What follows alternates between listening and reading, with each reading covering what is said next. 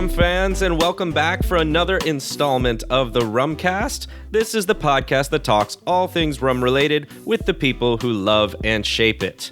My name is John Gulla, with me is Will Hookinga, and we have a super cool and fun episode lined up for you today with Peppie Grant, tour manager at Hampden Estate, Howard McCalla, production manager at Hampden Estate, and Daniele Biondi, export manager for La Maison Velier, all of whom to talk about the new 8 Marks collection that recently dropped. But before, Will, we get to that, because I know that a lot of people want to hear this about that. Will, I know including you, right? Yeah.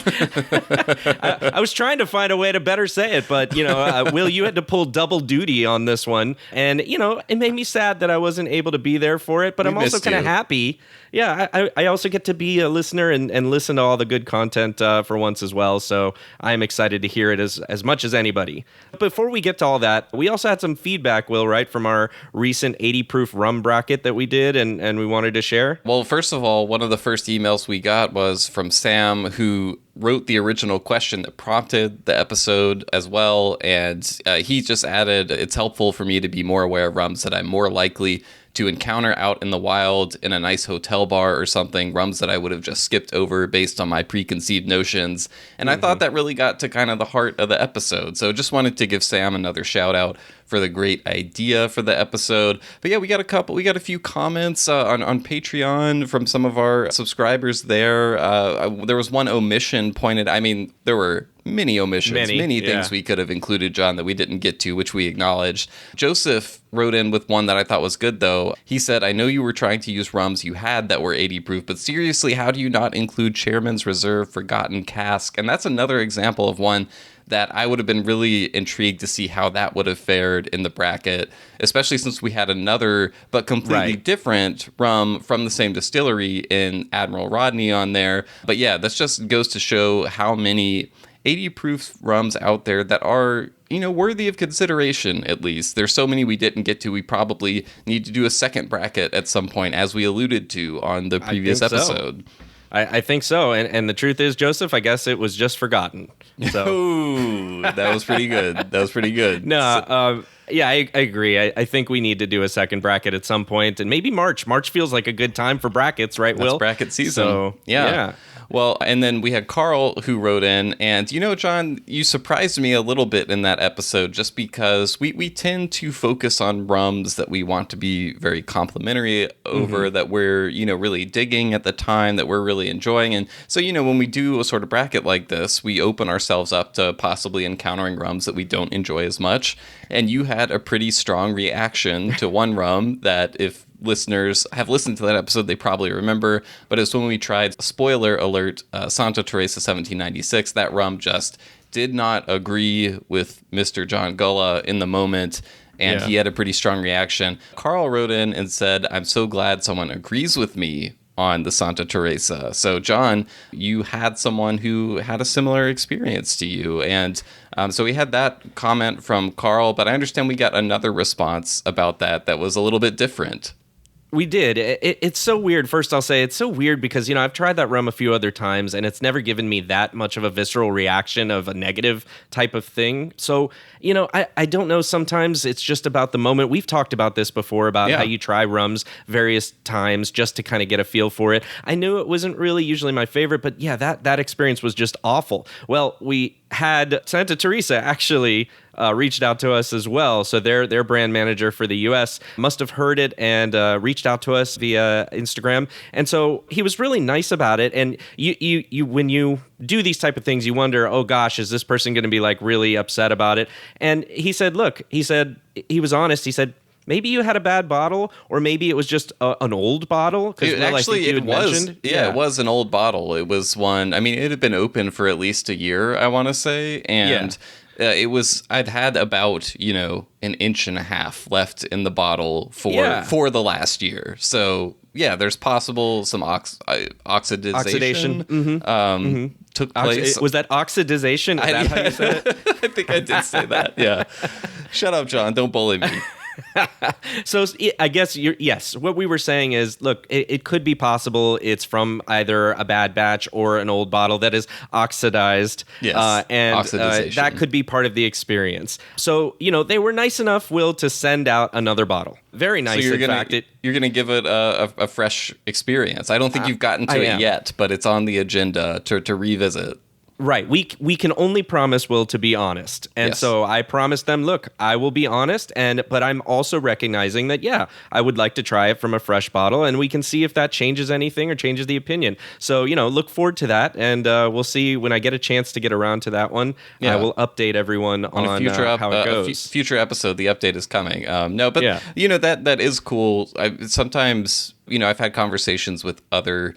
Well, I don't really consider us reviewers necessarily because we don't really do reviews in the traditional sense on these episodes. But I've talked to people who do more traditional, written reviews, that type of thing, who have gotten some nasty reactions from brands before. And so I think it's really cool when a brand can reach out and, have a civil conversation about it and just, be cool. And we try to be respectful. I certainly don't think on the show we go out of our way to just totally shit on stuff, just for laughs and things like that. So, no, that was great to see, I think. So I'm looking forward to your updated tasting experience, which, we'll have to get to that. Maybe, I don't know if we'll get to it before the end of the year, but sometime pretty soon, because we do have our year in review episode coming up. Right.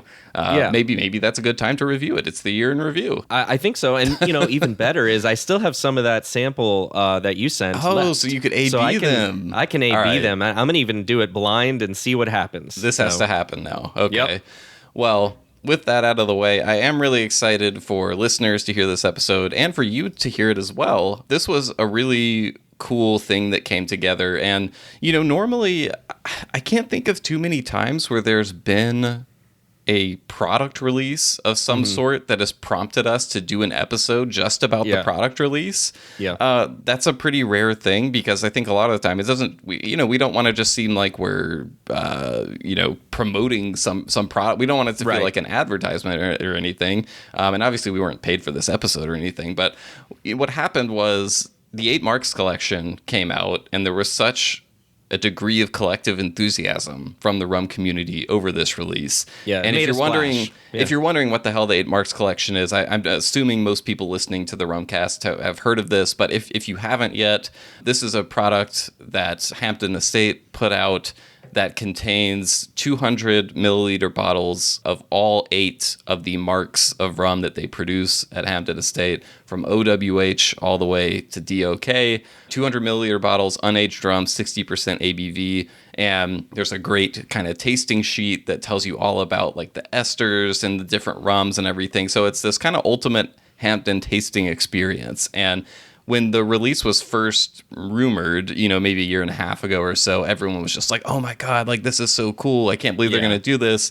And it was one of the rare things where the actual experience, once you get the product in person and go through it, is like as wowing as the concept was. So like once I bought an 8 Marks collection and went through it, I was just like, man, it would be so fun to just get, I want to talk to someone, who was involved in actually conceiving of the idea to do this in the first place, because it's a very unconventional release. It's the type of thing that rum nerds would be like, oh, we wish every distillery would do this. And then almost none of them do it because just the logistics and like how you do a release like this, it's not easy. It's really difficult. There's all kinds of obstacles. It's kind of hard to market. I don't know. It's not. It's high concept, right? It's a high concept. Yeah. Yeah. It doesn't fit into kind of like a traditional box of what stores sell. So and I'd have to imagine that it's really not a huge thing for profit margin either. I don't know that. I'm guessing. Yeah, I don't know that either. But that's what I would assume. And it's it's a limited release, so it's not something they're going to continue doing forever, I would assume. But that's not the point with something like this, right? Yeah. And I'm assuming you got into some of this, but in the interview. But that's not the point. The point is you're able to take something from a legendary distillery and get rum nerds excited about it because you get to go through it in a way that you would never otherwise get to experience, short of maybe visiting the distillery yourself, which not everybody can do.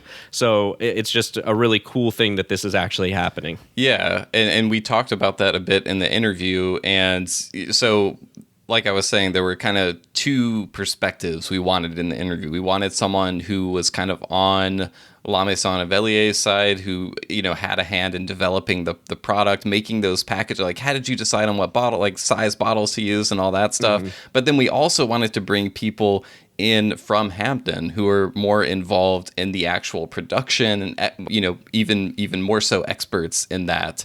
And so we had Peppie Grant agree to do it. He's the tour manager, as you said, does a lot of other stuff at Hampden as well.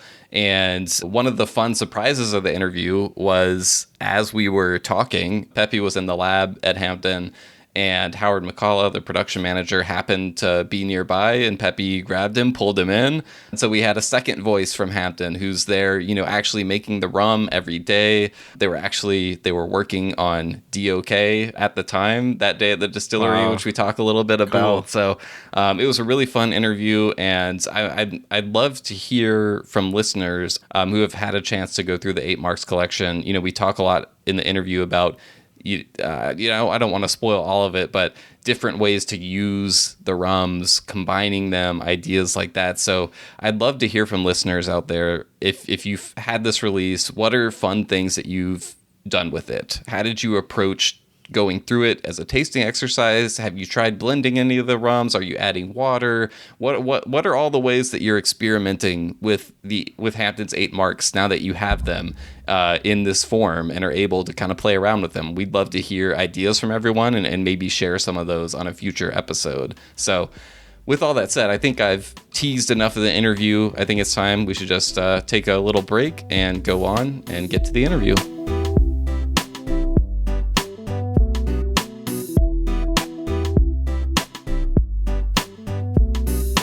All right, I am here with Daniele Biondi, export manager for La Maison Velier, and Peppie Grant, tour manager at Hampden Estate.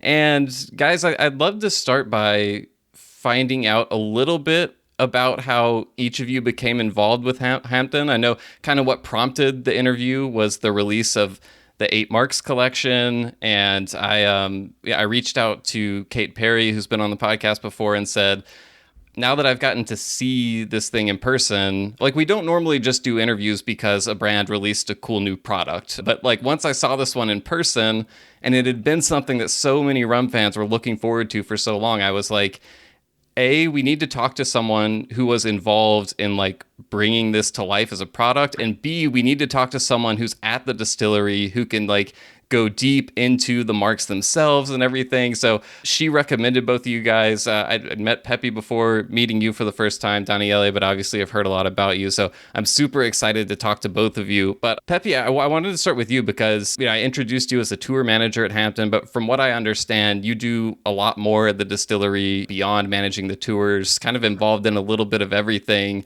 And, you know, we were just talking before the interview, you've been there since, I think you said 2011 now. So you've seen a lot of kind of this new chapter of Hampden since the Hussey family purchased the distillery. But I wanted to ask, like, what do you kind of find yourself doing on a typical week at Hampden, and how did you kind of end up there in the first place? So after the Hussey family, they bought Hampden in 2009, and during reconstruction, putting in new parts and stuff like that, they brought in a family, which is Paul Harris and myself. So we basically came down to represent the family at Hampden because the family was based in Kingston. And like us, they knew nothing about rum at all. The patriarch of the family, which was Larry Hussey, he always wanted an estate. He grew up on a farm and he always wanted to get a farm. So when the estate came up for sale in 2009, they quickly jumped on it and brought us down really to just oversee the estate for them. Okay. So that's what mainly got us in everything to do with Hampden. What was your first impression of Hampden when you walked in the first time? I would say that the future. Ah, okay. That's interesting because so much of the distillery is like preserving the past a little bit, traditional methods and everything, but you thought about the future at first. Why is that? Think about it like this. Before the Hussies took over, even locally, a lot of people did not know about hemp. Mm-hmm. That's why, to me, the first thing that came to mind was the future. It's about bringing Hampden to the world as is, as it was in the past. The process of the rum is never going to change. So the future is to bring old Hampden to. I love how you're talking to us from the lab at Hampden right now. You said they're filling lots of barrels today because you've got the new aging warehouses and those need to be filled up. And so if you're listening and you occasionally hear a little clunk in the background, that's the sounds of Hampden. That's the barrels rolling across over there. Daniele, I wanted to bring you in. I know, from what I read, I think you've obviously been involved with rum for a very long time, started in the bar world, I believe. You started working with Wurspa around 2008, spending lots of time in the Caribbean then. And then you joined Velier in 2010, which was right around the time Peppie was also joining Hampden. I'm interested in just kind of, what was your first experience with Hampden? Around when was that? And yeah, take us inside that time. Well, first of all, I also have bottles in the background. They are, yeah. All kinds of rum there. I chose the wrong background. Sorry, right? Stick on the other side. Well, yeah, I started. You are well informed.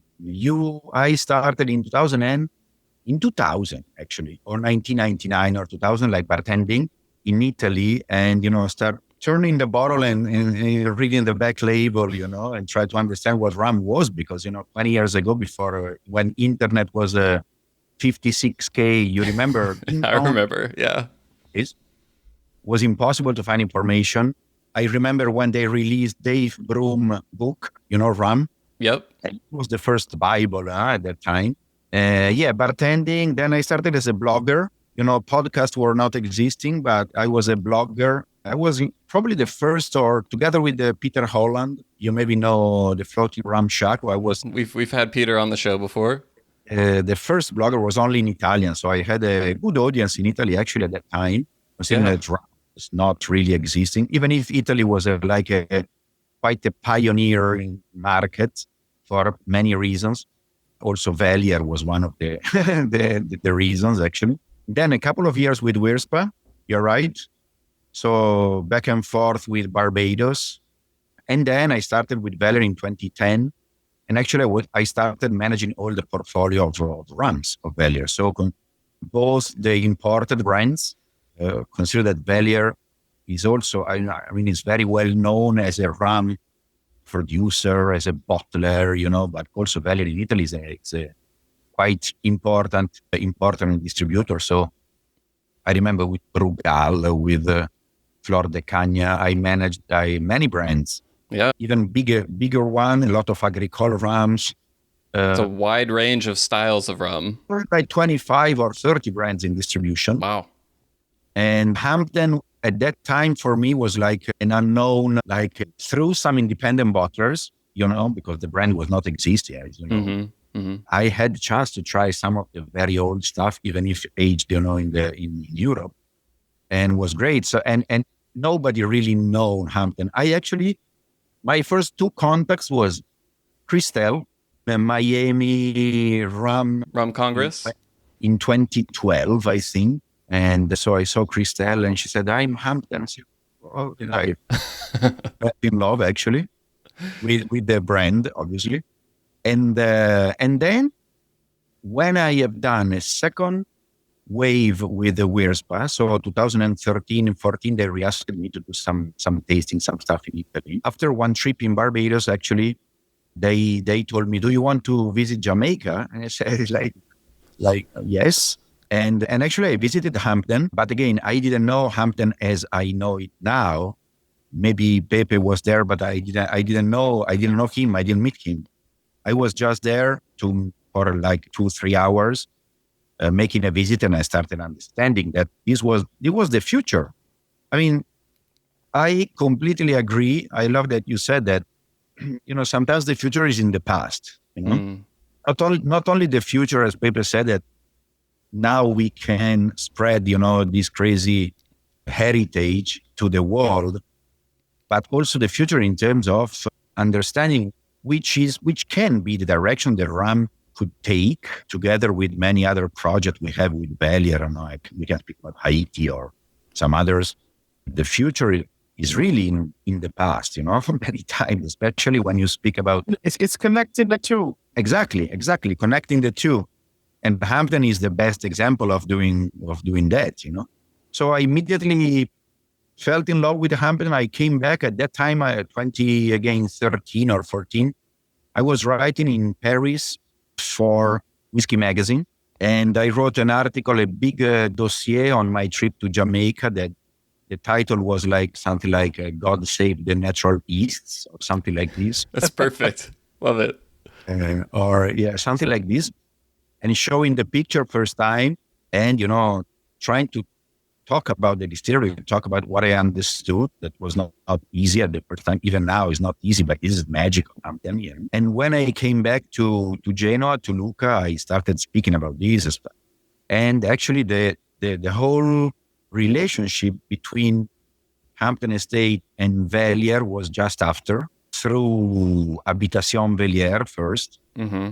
And only a couple of years after, more and more relationship with the family, obviously, and then everything happened in 2017 and 18 as a brand. So I want to talk about the 8 Marks collection. Obviously, is one of the reasons we all gathered here together today. But it's interesting talking about kind of showing people the heritage of the distillery and connecting the past to the future, because I almost, there's everyone kind of has that story of the first thing they had from Hampden, the first, everyone, like, once you have that taste, that flavor of Hampden, you never forget it, sort of. Yeah. And I feel like tasting each mark at 60% ABV, no age, is one of the I don't want to say the purest ways to be introduced to Hampden, because any way to get introduced is great, but it really kind of shows you the essence. You were talking about God Save the Natural Yeasts. Like, this is one of the best ways I've found to really get a sense of what the unique flavors that process imparts on the rum. And I remember maybe it was a year and a half ago, that people first started kind of hearing that this release was coming. And I know over here in the US, rum fans were very, very excited about it, because this is kind of the exact kind of release that geeky rum fans have, begged for. Like, if we could just have every mark, no unaged, high proof, and just compare each one, it would be so cool. I wanted it. At the same time, it's a very unconventional release. I've never seen a distillery put out something as extensive like this. So I wanted to just ask you guys, when and how did kind of the initial idea for this release come about? Like, take us kind of into the making of it, if you will.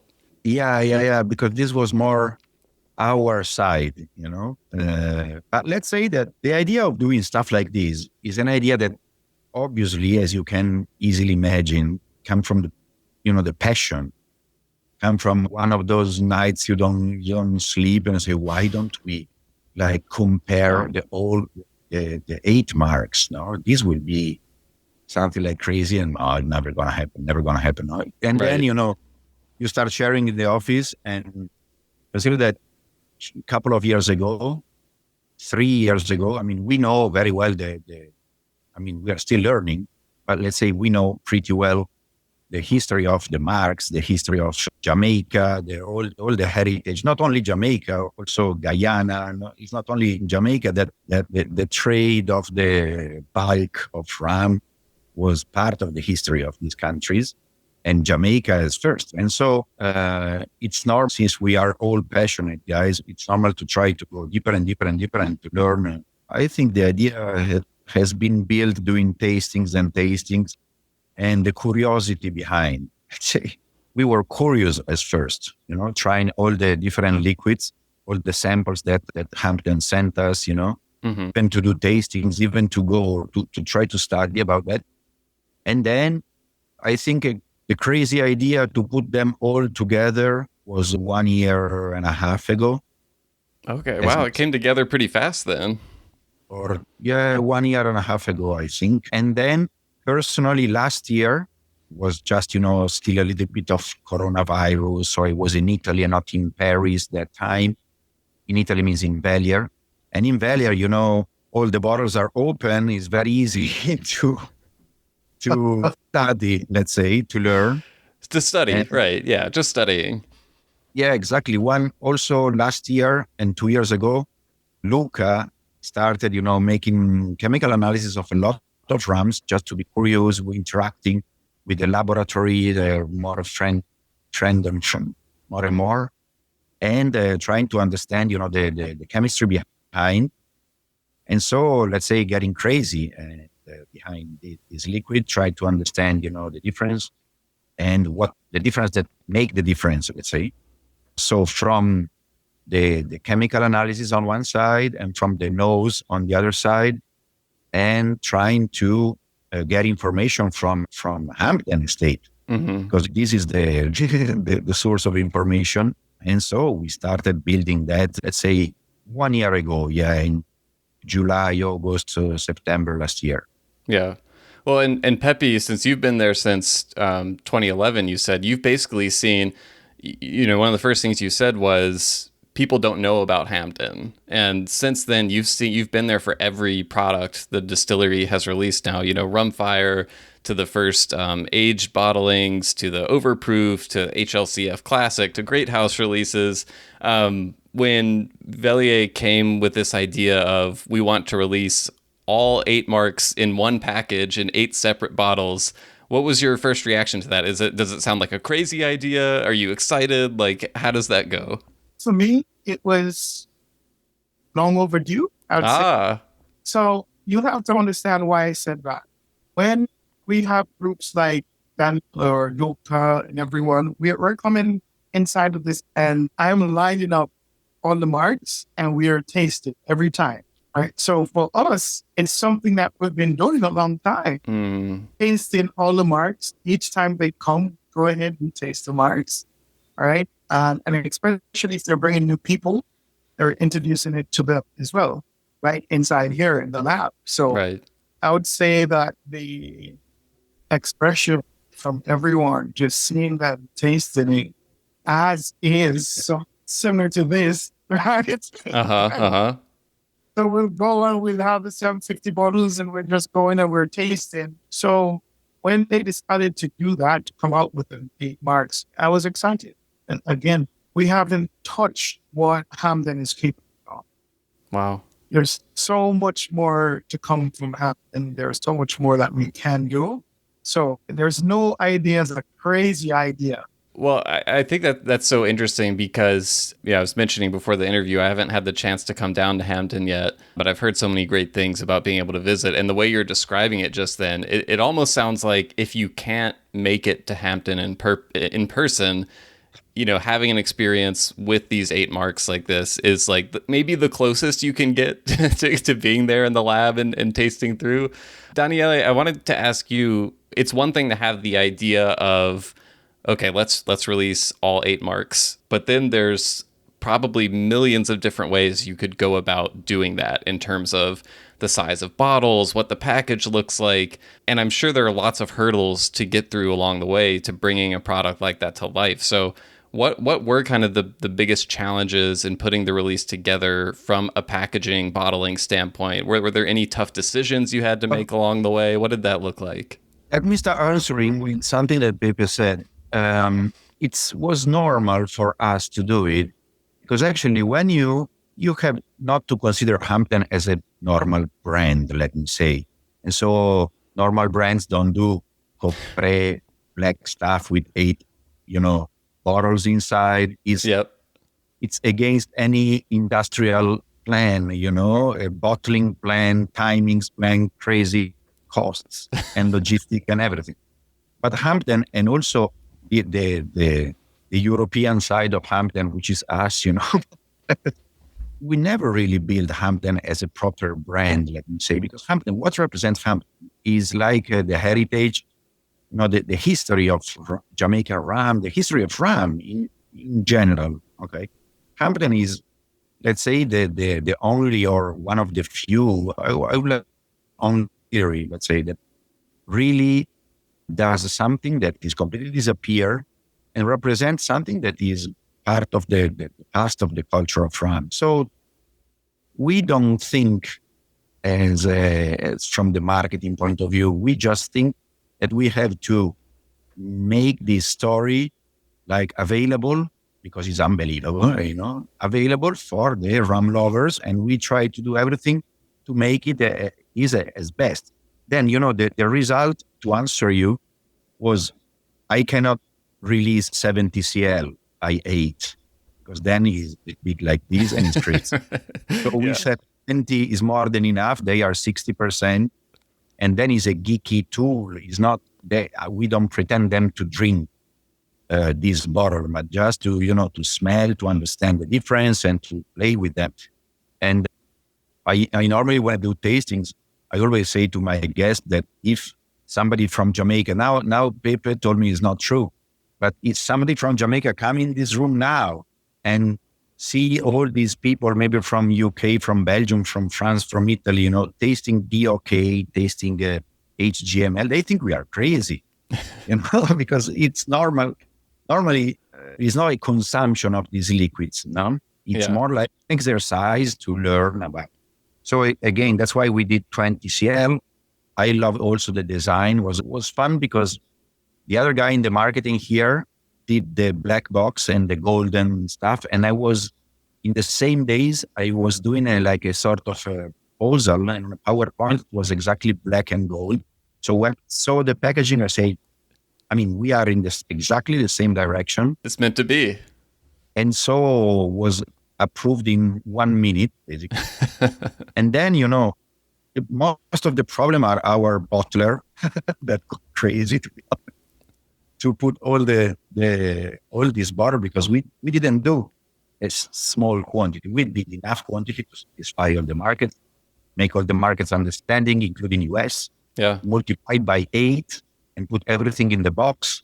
So our bottler got crazy, to be honest. I don't forward his emails, don't worry. But this is the reason also. We actually, in March or April, talking about Europe, we released the first half of the production. Mm-hmm. Now we have a second half of the production because actually we had to split into because it was extremely long for them. And again, the other idea was to include this flyer inside. Right. And the flyer was really, I just realized, let's say, and this was again September last year, August, September, that it could be like a mistake to release something like this with no information. Right. Okay. So at least on internet with a QR code, or this was even a better idea, honestly, to include something to make people really understand. Because if not, you can check online, there are some information, but it's very, very difficult. And so, I took the occasion to write on one side, historical information, and on the other side, these crazy infographics. Thanks to Pepe, thanks to Ken Roy, thanks to the team. Yeah, we could actually, earlier in the interview, I don't know if the background noise will make it in, but we could hear the chromatography machine in the background in the lab. So yeah, my experience going through the tasting and everything, having that information is really cool, just to being able to see kind of the difference in esters between the marks and everything. Peppie, I wanted to ask you, because you've had so many experiences of guiding people through tasting these marks. One of the topics that has come up in conversation when I've talked to other rum fans out there who have bought the 8 Marks collection, everyone has kind of this similar reaction of being so excited, and then they get it and they open it and they're just kind of like, okay, what's the best way to go through all these? Like they don't want to mess up the experience, sort of. So is it as simple as just saying, get out 8 glasses and just line it up and go through one by one? Should you spend more time with each mark? Are there certain ones you should do side by side? Like what's the ideal way? Or am I just overcomplicating it? Simplicity is the hardest thing. Yeah. Right? So I say it depends on the person right? How experienced the person is. For me, when I'm doing a tasting, if I know the person is new to rum, what I would do is I would start from the lower ester and then build up. But if the person is experienced, close your eyes and choose, and you can't go wrong. Just jump right in with the DOK first. Where it is, right? Because the only difficulty you would find is the length of time you will spend on it. It is so complex that you can spend 5 minutes, you can spend 10 minutes, you can dip between lower esters and come back and you're, wow, you know? So let's close your eyes. Again, the only thing is for beginners, I would say start with the lower esters. Another thing, I've tasted through the whole thing one time, and going back to what you were saying about the size of the bottles, Daniele, I really do think it's kind of that perfect size because it gives you the amount to be able to experiment and try different things. I think now that I'm going through again, I started adding just a little bit of water to each one just to see how that changes things. Because when you do that, it really does. I mean, you taste completely different flavors sometimes. So it's just a lot of fun to go through. And I think the next step, I haven't done this yet, but I do think I kind of want to try my hand at blending some of the various marks together, and seeing what I can come up with. But I wanted to ask both of you, since, I imagine you've both had more time for experimenting with the various marks of Hampden. Are there any particular combinations of marks that you think work exceptionally well together? Are there any ideas you can throw out there to give people at home to try mixing up on their own? You start. All right. So as you stated, adding a little bit of water changes, right? So you can start from there before you start adding other stuff to it, right? For me, it's a little bit, or I should say it's a lot different because I'm in this night and day. Yeah. So from going neat to adding water, and believe it or not, it's going to be different in a room with AC than outside as well. So you have to try it with like that, right? But again, just close your eyes and you're going to be amazed. Generally, I started from trying to blend the higher esters or the middle esters with the low esters, right? And then again, making my way up through the ester. You're going to the complexity higher ester of like the DOK, I think usually is a lot better with the lower ester rums, like with the OWH, right? Or the LFC, so the hell rock come up. Generally, I wouldn't do the high ester with HTML or the Diamond H, right, because it's still so complex that you will get lost unless you have the time. You have the time, and depending also on the companions you have with. Sure. You're with a lot of geeks, snap your finger, There's no wrong combination if the crowd is nerdy enough. Yeah, you just close your eyes and go at it, But again, if you have people especially aren't used to high ester runs, you have to give them from baby steps. Right. It's almost like put some of the DOK in like a dropper bottle and hand them a glass of OWH and see what a couple of drops of DOK does to it, right? Exactly. Yeah, I agree. First of all, let me say that I not very often I blend them, but when I was enjoying, myself. Because actually one of the purposes is really to understand the 8 formulas neat, Yeah. But it's also because in the past they were more blended after aging, let's say. But anyway, I agree with the Pepe that the balance is the key. So if you blend a very high ester with a very low ester, this is the key. Or maybe, as for example, in one of the last great houses, 2 similar. So number 3 and number 4, for example. Okay. On the contrary, if you blend exactly as Pepe said, 2 very high, you don't understand anything, let's say, of the first and on the second. Another blend I will invite you to do is with water. So take the same amount of water and put some drop of the first, the second, like this. Mm-hmm. This is also interesting because with the water, they evolve in a very interesting way. And I did it also with neutral spirit. Ah, interesting. With 8, with neutral spirit to understand the evolution, which was also one of the most popular, way to blend the 8 marks at that time. Right. With neutral stuff. Like in Germany, huh? At this point in the interview, we were lucky enough to be joined by Howard McCalla, production manager at Hampden, who sat down with us for the rest of the time we were together and offered some firsthand perspective throughout the conversation on how rum is made at Hampden. So here's Howard. He's in everything, and this is a production man. Exactly. Right. Somebody that should speak about this more than me. That's for sure. Okay, nice to meet you, Howard. So what's on the schedule today at Hampden? What are you working on today? The year is coming to an end, so we are focusing on filling up barrels. Okay. So, aging house here. So we're putting down rums for 18 or 23. Regular distillation is going on. We should make some DOKs for some of our Europe customers. So DOK is on the agenda. Yes. That sounds like a fun day at the distillery. Exactly. Once we're making rum out. Speaking of which, we're talking about all 8 marks on this the 8 marks collection. Do you have a personal favorite mark at Hampden? I'm sure people ask you that all the time, but is there a Howard's favorite mark out there? No, I wouldn't say I'm a favorite mark. All the marks we appreciate and love.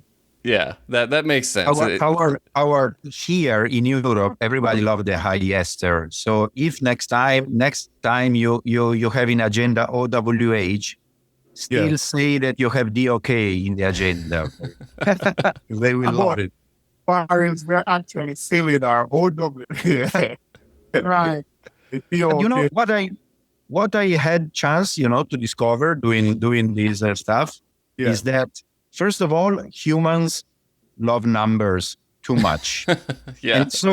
And so, the highest, the best. No? And this is crazy. I don't know. I mean, it's like for the aging, the oldest, the best, which is another nonsense. No?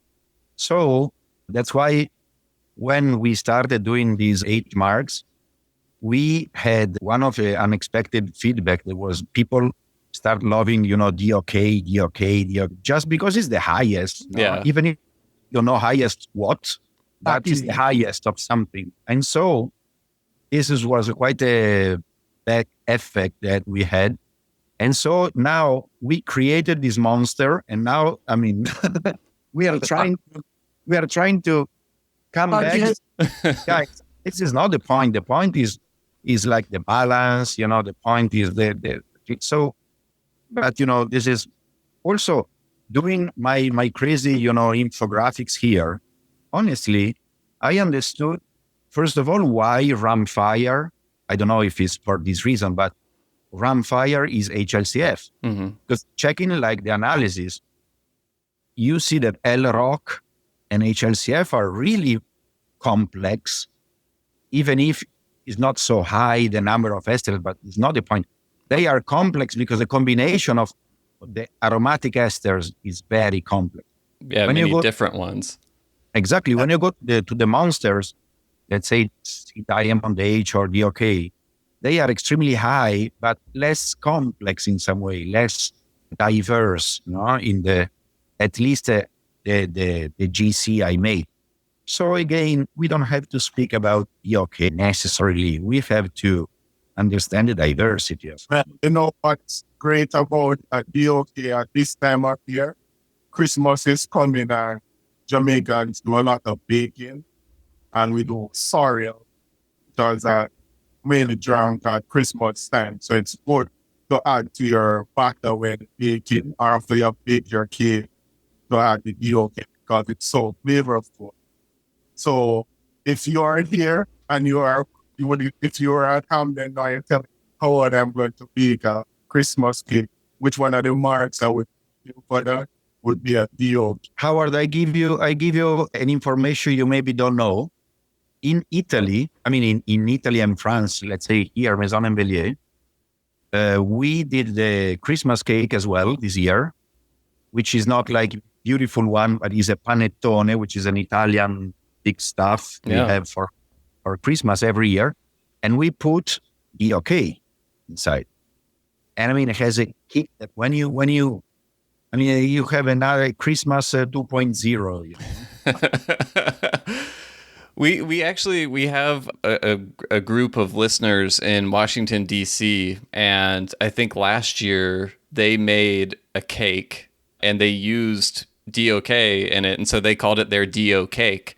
And it was this big cake in the shape of an octopus that they made with DOK, and I didn't get to try it, but they said it was amazing. So I've heard this from 3 separate people now, that DOK is the rum to use if you're going to be getting into baking. So I'm going to have to try that this month as well, with Christmas coming up. We don't go eggnog in Jamaica for Christmas. It's not traditional, but for your personal experience, winter they would try. So that would be a memorable eggnog with DOK in there. I do like that you brought up the lower ester marks, because I agree with you guys that sometimes people get so caught up in the highest possible ester count that our minds immediately associate that with best, which it is something really cool to be able to experience and kind of unparalleled in what it offers. But one of the kind of the delightful things to me in going through this was how much I feel like it increased my appreciation of even the lowest ester marks, OWH, LFCH, both of those. I was just really blown away at the balance of flavor in those, and just how enjoyable and easy drinking they were, even at 60% ABV. And I did want to ask, I know, so Daniele, you started with Velier around 2010. Peppie, you come to Hampden 2011. Howard, I'm not sure when you started at the distillery, but I know that the 2 lowest ester marks were only added into production after the Hussey family acquired the distillery. And I wanted to ask a little bit about that decision, and if any of you can talk to, have firsthand knowledge of kind of why that came about. After, so many decades and decades and decades of doing 6 marks, we ended up with 8 marks. What kind of prompted those 2 new lower ester marks to come into the fold? So pretty much, Hampden has had 3 private owners. First, the Starlings. Then it went to the Kelly Lawson family and the Parkinson's marriage. A few of the marks are named of past owners. And at present, again, I mentioned about the patriarch of the family, which is Larry Hussey. LFCH and the OWA are named of the patriarch and his brother. So after sitting down, and once you come to Hampden again, you'll see that we haven't touched the pinnacle of what. I'm quite sure that if we decided to, we could do more marks, because the range is just so phenomenal. Well, and I know kind of one of the key distinctions between those 2 early marks and the 6 marks that come after is the first 2, OWH and LFCH. And correct me if I'm fumbling any of these names. The letters get all jumbled up in my mind sometimes. The first 2, they don't include any of the 3 ingredients beyond molasses and water, which are cane juice vinegar, dunder, and muck. And the sheet inside the collection kind of goes in depth on walking you through what some of those are. But I think, those 3 terms get thrown around a lot by rum enthusiasts. And I think there's often kind of some confusion as to what each one is actually made of. So I was hoping that y'all could kind of walk us through, cane juice vinegar, dunder, muck. How are they kind of made, and what is the role that each one plays in fermentation? So cane juice vinegar, or cane acid, as some persons term it. It's basically sugar cane that is crushed, juice is extracted, and we have that heat, so the acidity builds it. So, the main ester is ethyl acetate, ethanol, and acetic acid. So the cane vinegar, cane juice, just basically building the acetic acid level along the experience. Okay. So that helps formation of the ethyl acetate ester. The longer you have cane juice, the more the acetic acid level will concentration will increase, and then you can use incorporate it into our wash mix to help the ester formation. Whereas we're storing sugarcane juice, right, as much as possible and as needed. So compared to sugarists, right, or sugar companies, where they have a season to reap, we are just making rum right now. We can reap at any time. Hampden formula is a little different than other companies. So again, we're just reaping sugarcane juice and putting it up for storage to build acids. Yeah. Right. So we reap and store based on needs, which is continuous. So the cane juice vinegar is almost, it's kind of something that's made separately from the process of everything else, which is interesting because the dunder and muck are things that kind of start with distillation and are sort of byproducts of that process. Is that correct? Somewhat, yeah. I gave the somewhat version. Talk us through the 100% accurate version. Okay, so from fermentation, you have what the term slumps, the residues left inside of the vats. Yes. Yeah. Might be some say muddy, but it contains microorganisms from the fermentation that occurred. So that muck or slumps very. So we don't throw it away. Yeah. So that's just like with our dunder, we don't throw our dunder away. Right. Everything is reused in the process, right? Which helps environmentally as well, right? So each of our accepting and use and the everything else is a byproduct of the process. Once people come, especially to do a tour of Hampden, it's the first things that they'll see. They'll see each part of the process. It's nothing where hidden or anything. They'll actually get to walk and see it.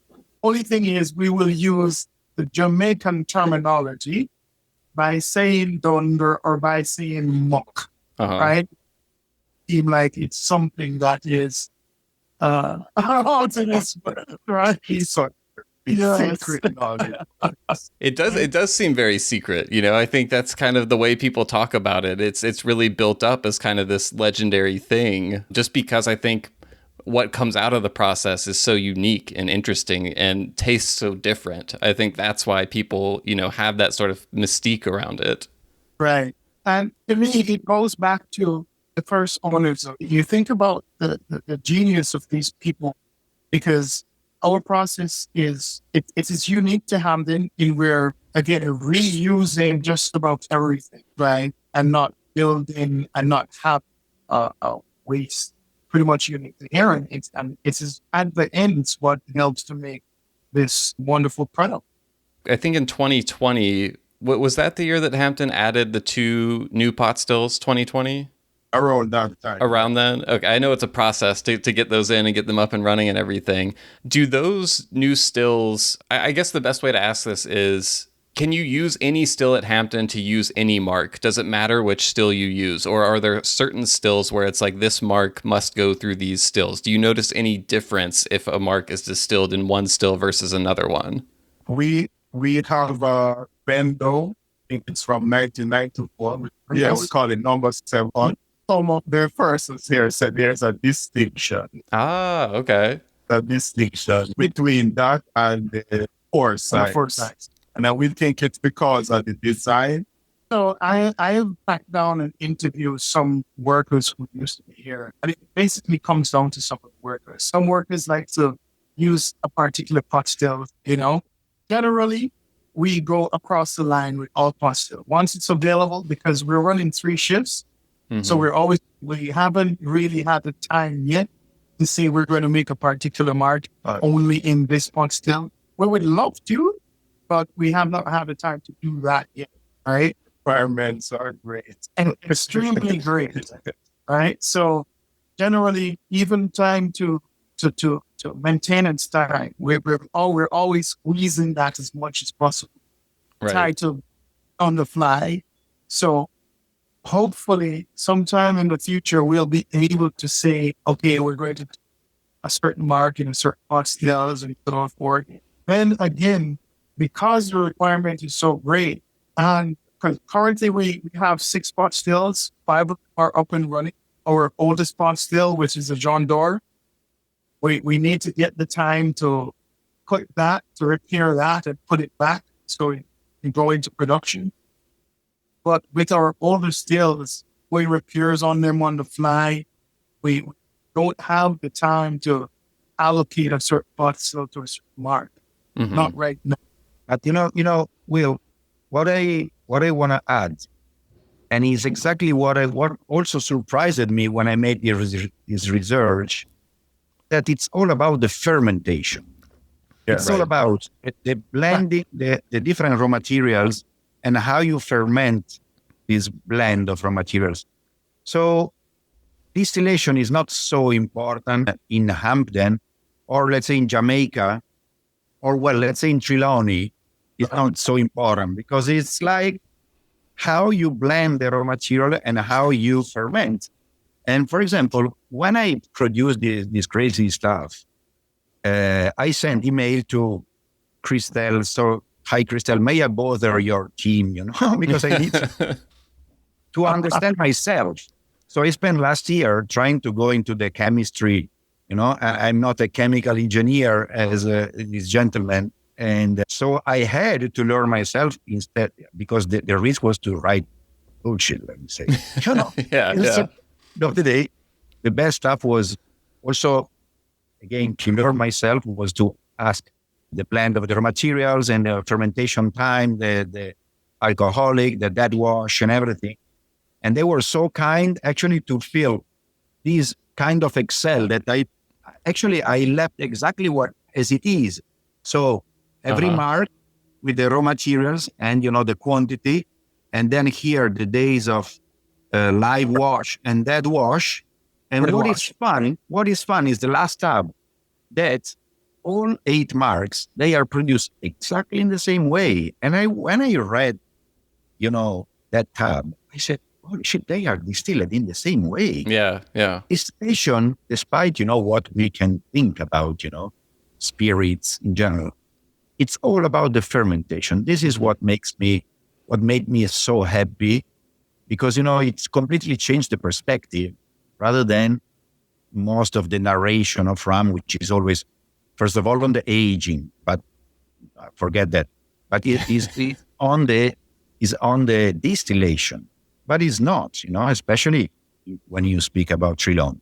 So this is the key, and it's difficult to understand. Okay, because to be honest, the target I speak with, they don't really understand distillation. Can you imagine the fermentation? And even me, to be honest, as I told you, I had to study myself to speak about that. But it's much more fascinating, because when you go deeper, you realize immediately that, especially with wild fermentation like at Hampden, it's not really about you and about, Howard and about Ken Roy and about the team. It's about the nature, and it's not a matter of secret. Because sometimes it sounds like we want to keep the secret. No, it's not that we want to keep the secret. It's that the nature has a kind of dynamic that is not so easy, always, easy to understand, easy to classify. And the variables are not always the same. Many people say, why? And so how you reach the consistency? Well, the nature is never consistent. And this is the magic of the nature. No? So at the end of the day, the magic of Hampden is really that the human intervention is half of the stuff. Okay, the rest is in the nature. The rest is back in time, and this is the magic. And also speaking about the raw material, no, as you were doing before. Yeah, consider that the difference. The dichotomy. Let me say, molasses rums and juice rum is something of the 2020s or 20, I don't know, decades, when, rum became an industry in both sides, let's say.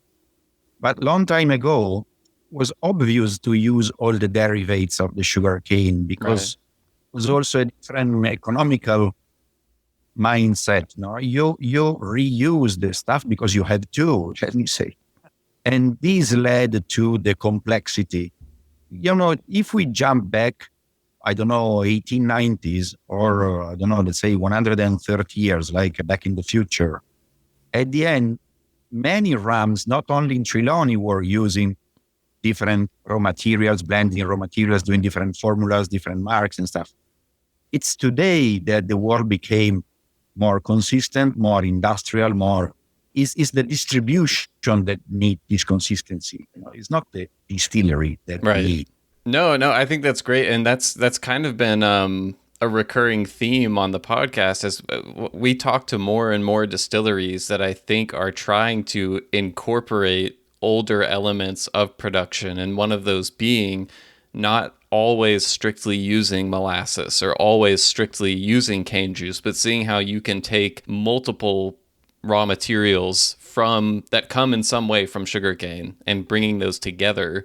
And I think that's super exciting because that just opens up the possibilities for what rum can be even more. And like you guys were saying earlier in the interview, it's connecting the future with the past, right? That's why, exactly, as Pepe said, the future is in the past. And this is the point. I'm very happy and proud to make this work with the Hampden estate because it has been very inspiring for the rest of the world. Only in 5 years that the brand is existing, because actually for 2018, Hampden was like a myth for the small community of you and me. But we are not normal people, as you can imagine. 2 weeks ago, I was in Manila in the Philippines, to make a tasting of Hampden. And actually the day after, the guys, my new distributor is another rum, not normal guy. I love him. And he brought me in a distillery that is like 3 hours driving on the north. And the guy is a sugar factory and distiller with column still, with 24 hours fermentation, like more, let's say, conventional. Mm-hmm. And he told me, come here. And we went in the back and he just bought a pot still and he was making, experiments with the dunder. Yeah. And asking me, because asking me, can you imagine, asking me how he's going with Under. What do you think about it? I said, man, I give you Pepe's number if you want. And but it's to say that actually, the whole world is falling in love with the Hampden because of the story behind, but because of the flavors. People want the flavor. People want back the flavor of the raw material, the flavor of a tomato and not the supermarket tomato. You know what I mean? It's the whole world that want to go from the raw material to the table, farm to glass. This is a trend that is not in the future. It was like that in normal couple of generations ago or just one generation ago. So we just forgot it. And now we are excited for something new. That is something that they are doing from 270 years.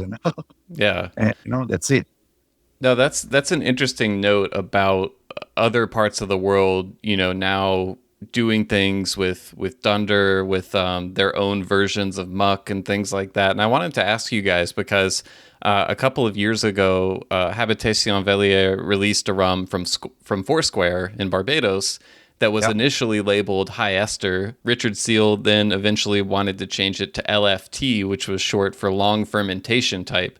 And he wrote out this big explanation for it. And there was a quote from there I wanted to read where he said, "High ester rum is Jamaica terminology.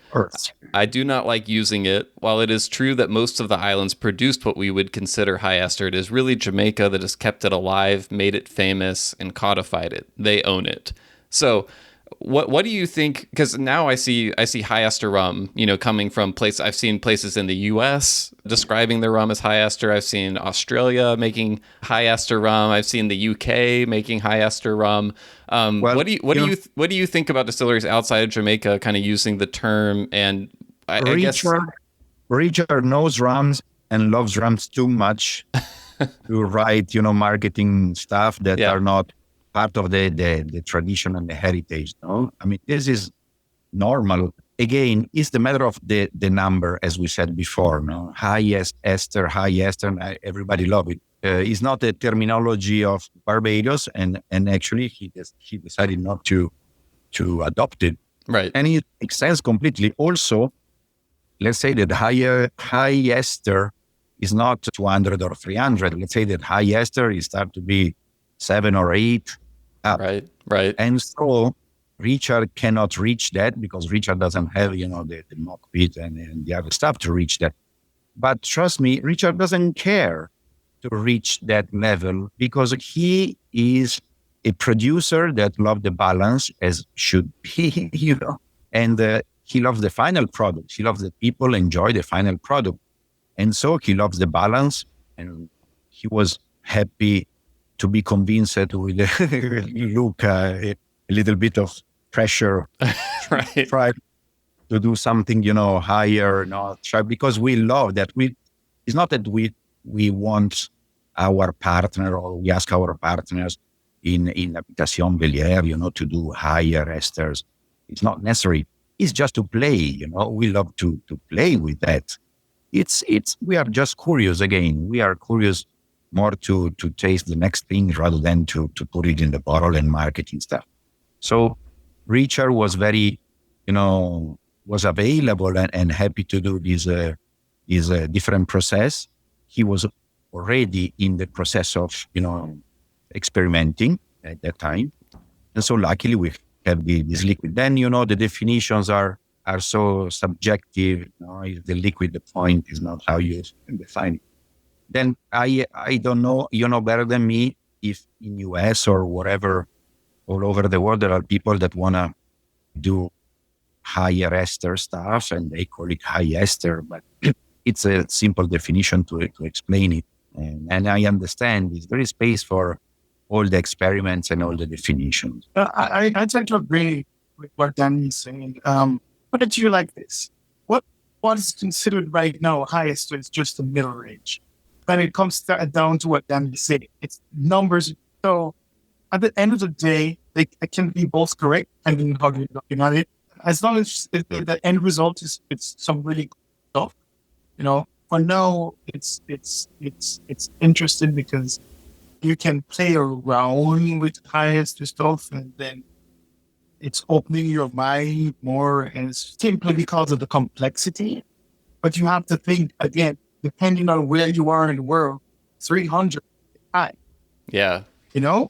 500 is extra high, but those high ester means that it's going to be really good in front of what's coming out of the bottom. Right? Exactly. That's the question. Yeah. Right. So you might have places that will come up with high ester stuff, but is it how flavorful is it? How tasty is it? Is it something that you're going to enjoy? Is something that you're going to say, yeah. For me, high ester like one toast, but a bowl. 1,000 and above. Yeah. That's simply because we live here. Right. At night, going home, we're smelling this thing. We're not right. So it just, and then it ends when we might have someone coming from Red Menu and high esters them is 300. Right. Exactly.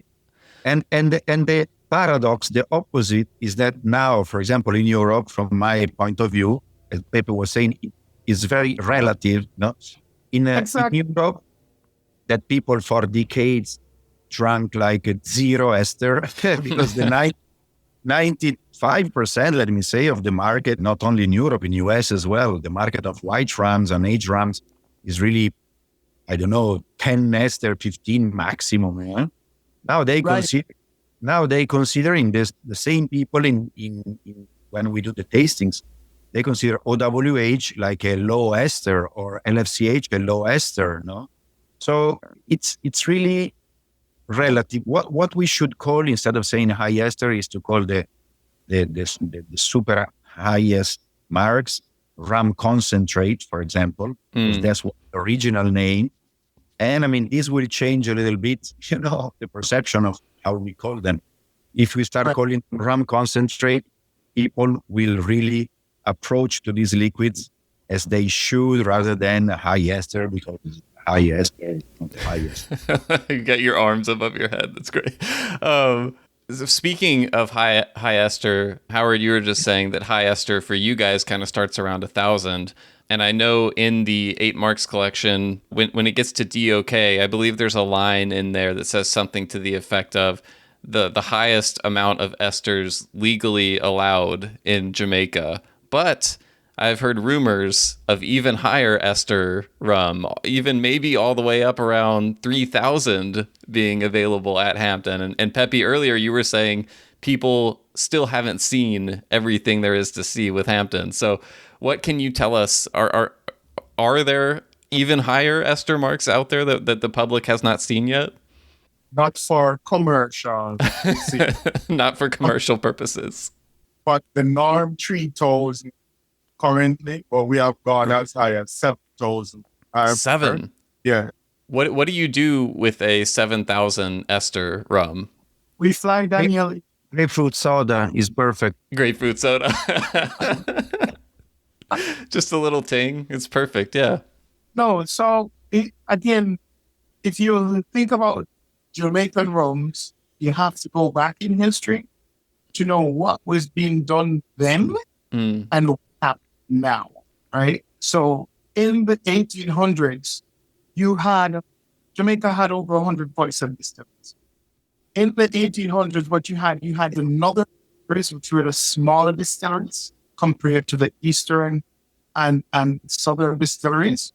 And basically what they did, they concentrated solely on high ester rums, Trelawney in particular, right? And again, that's just simply because of the location, right? The raw materials here, it's just excellent for the type of rum that, again, in the 1800s, Hampden, especially was one of the companies that were selling in bulk. Remember, we started aging and bottling in 2010. So we're fairly new when it comes on to doing finished products here.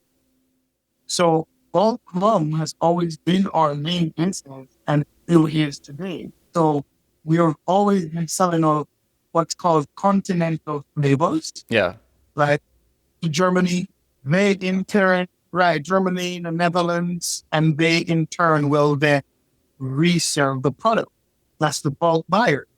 Initially, what you find was they were reselling the product as Jamaican rum, but it was blended depending on the country in whatever spirits is made there. Yeah. So the potato spirits, and it's called a rum Brschnitt. The German government at the time decided to put a tax on Jamaican rum. Coming into the 1900s, there were so much rums being produced and with the companies that was solely based on continental flavored rums, initially it started to, a good thing turned out to be a bad thing, basically, where I'm selling you something, you in turn blend it with something else and call it a Jamaican rum. Right. When it's not in its original form. Right. Right? So you're basically watering down the product. It's gone down. That initially led to what we call a spirits pool, right? A rum governing board. Yeah. During the mid-1900s, so the 1934, 1935, the spirits pool decided, you know what? We can't allow Jamaican rums to have a bad reputation. So the ester notes that companies like Hampden that didn't have a limit, right? We now have to put a cap to it. And it was between 1934 to 1953 that they came up with 1,600 limits. In doing so, I am always thinking, man, can you imagine what it was like back then? Yeah. Regularly just making rum and whatever esters you got, you could sell it. Right. That is the reason why I said that, again, Danny, talking about high ester. What really is high ester? Because if in the 1800s there wasn't a limit, and distilleries that no longer exist right now, thank God Hampden still do, it's just showing us what we can do. So that's how the limit came with Jamaican rums capped at 1600. There was an act that was created there that was passed, yes, by the Spirits Pool. Yes. I think it's a rum enter. Rum, yes, it's called a Rum Ether Act. Okay. Right? Yeah. It's that cap. It's called the Rum Ether Act. Again, started between 1934, but really came into effect 1953. And so instead of saying rum ester, they say rum ether. English language back then. Right. The Spirits Pool and then the governor came up with that and signed it into law. But yeah, we here, because we're spoiled, right? No, we're very spoiled, right? We're used to seeing stuff that comes off above the limit. So we marvel in it every day. We get to wear it as cologne every day. Yeah. Right? Also, bear in mind that over 50% of what we sell in bulk is then resold to the confectionery industry. Yeah. So, and where you're at in the world is what you're getting a concentrated flavored rum that you can dibble and dabble with, which comes right back to the 8 Marks point. Adding just a little bit of water opens it up. How much in percentage? Sorry, in confection. Over 50% of what we sell goes to the middleman, goes to the confectionery industry. So it goes back to what we were talking about with the rum cakes, ice cream, your Christmas pudding, your Christmas cakes, the octopus cake, right? Yeah, the Dio cake. Yeah. Right. Number 5, Yes, colognes, perfumes, it just all depends in the world. You find it in chocolates. So it was used as a blend in several different products. We go a little bit beyond the rum when we start talking about these liquids. Right. But I mean, and again, because of the high ester notes, right, is what you get flavors. Yeah. So again, for Howard and I, when Danny gets here, we can dab ourselves with this rum and smell good throughout the day. Yeah. We just like prefer to consume it instead of dabbing with it. I think maybe you need to, you're a lot of Hampden rum is going into things like cologne. I want there to be an actual Hampden Estate brand cologne that we can get out there, because that would be something you can just smell like Hampden all day. So it already exists. And he showed Danny along with Velier gave you all the 8 marks. So again, right? But just try our marketing launch 2025. Well, speaking of the 8 marks, I know we've seen that there is a second edition of the 8 marks collection coming soon, with each mark, I believe, aged for 1 year. And so what I wanted to ask was, is that something that just came about as the first edition was coming out, or were you kind of always planning for an aged one to come down the line? When did that idea come about? After. After, because let's say that the heritage of Hampden is unaged formulas. Okay, so the first box, the black box, is really the idea that came from the passion for the products, the curiosity. Then we decided to go on. And so we decided to see the evolution of the 8 marks in the wood. So that's why it's going to be probably February next year. I don't know. Depend on, again, the bottler and the timing. So yeah, the idea is to see the evolution after 1 year. Then I don't know if we have in plan to go ahead in the aging. I don't think this is the point, because then we have all the rams but actually it was interesting to plan to do the same box with 1 year aging. Yeah. Maybe we'll play with woods in the future. Let's see. It sounds like we probably won't be getting every single year a 2 year and then a 3 year and then a 4 year. Probably not in the future. No, I don't think so. I don't think so. We love first time stuff, when you Yeah. do things like, so first time the talks, first time the aging, that doesn't make sense to go ahead and to keep, doing GC of everything. I mean, no, you do that because you are in the lab and you are a producer. Obviously, you have to. On the consumer side, I think we went geeky enough. Then let's see which is the next step to do. But we don't have to lose also the passion side. We don't the how can I say the fun side of the RAM. It was very interesting to go geeky, but let's keep it like this. As I said, one of the risks is that we take a direction that is not necessarily the right direction for the consumers. No, yeah, I think that'll be a really cool comparison for people to be able to, have them next to each other and see what just that 1 year of aging does to it. You have to decide what to write in the next flyer. Right. Yeah. How much do you keep from the first one and how much do you add, right? Well, the good news is you've done it once. So that, you've proven to yourself you can do it. So the second time you can do it again. We've seen you do it. We believe in you. Okay, well, I don't want to keep you guys all morning. You've been very gracious with your time. But before we wrap up, is there anything about 8 Marks, Hampden itself, anything we didn't get to that you wanted people to know about? I have one stuff. As we said, don't chase the highest ester. Check the medium, check the low OWH and FCH first. In the crazy donuts graphics I've done, it's interesting to see the colors of all the esters because we haven't went deep on this, but actually there is one ethyl acetate, one ester that is like the enormous amount, 98%. Yeah. But all the what makes the difference is also the remaining 2% are all the other aromatic esters together, and this is the combination that make every formula so different. Mm-hmm. Right?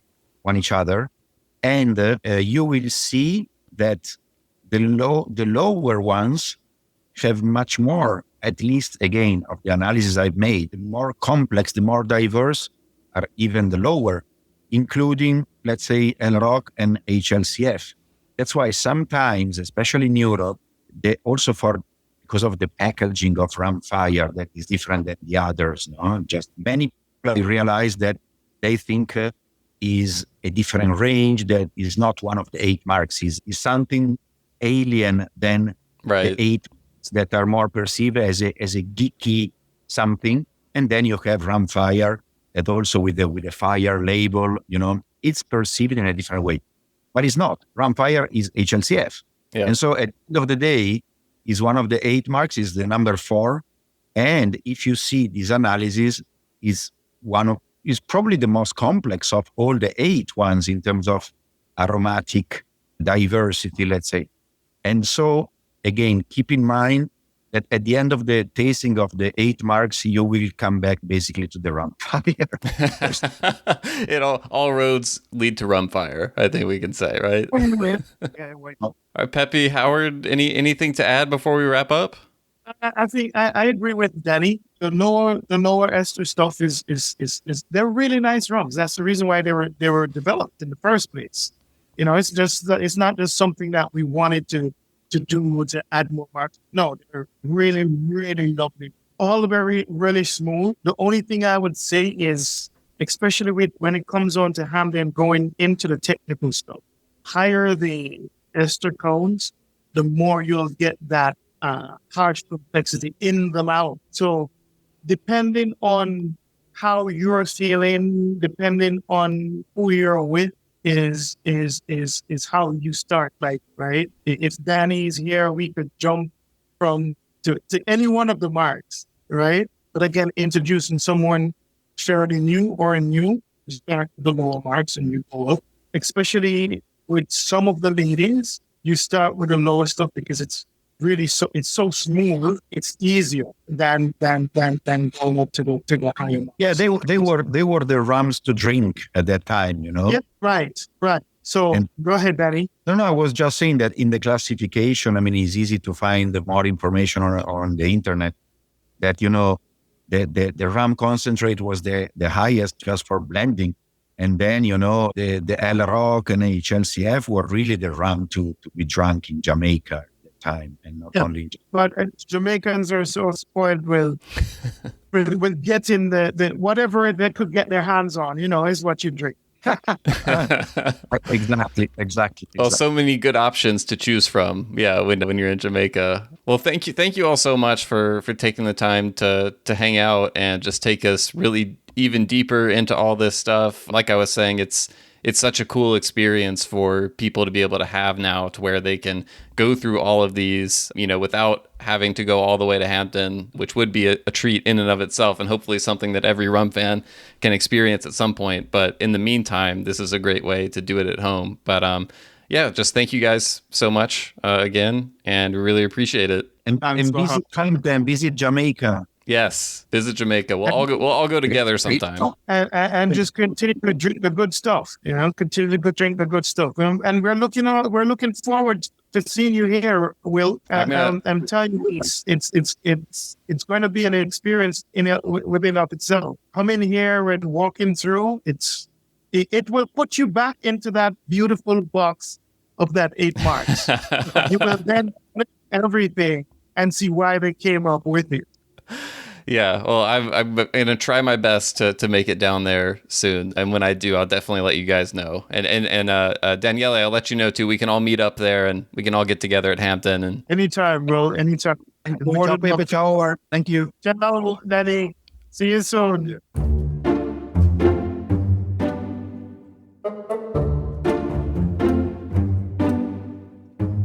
All right, thanks so much, everyone, for listening to another episode of the Rumcast. Thanks to Peppie, Howard, and Daniele for joining us again on the episode.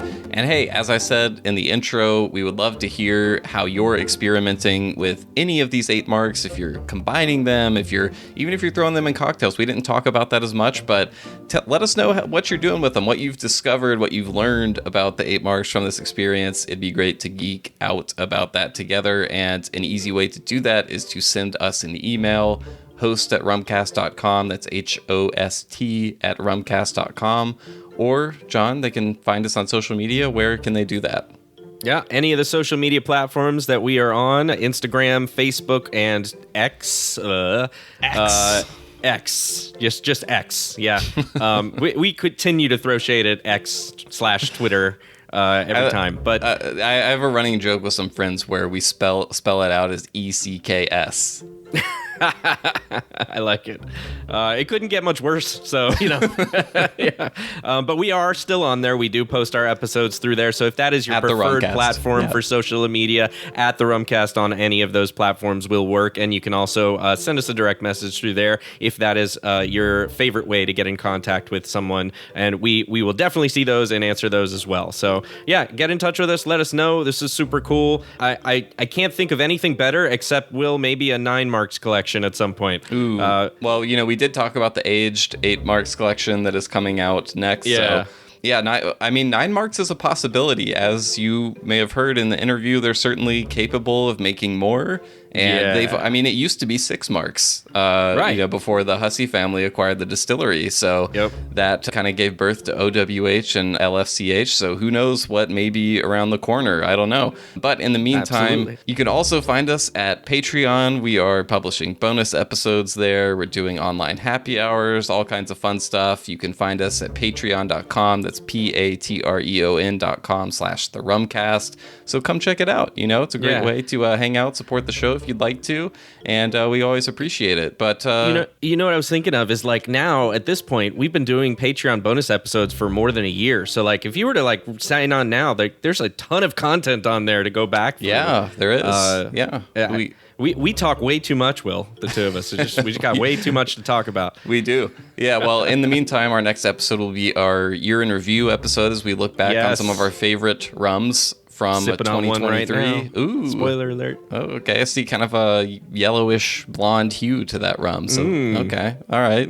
Anyway, John, that's enough. We'll wrap this episode up and talk again soon. Cheers.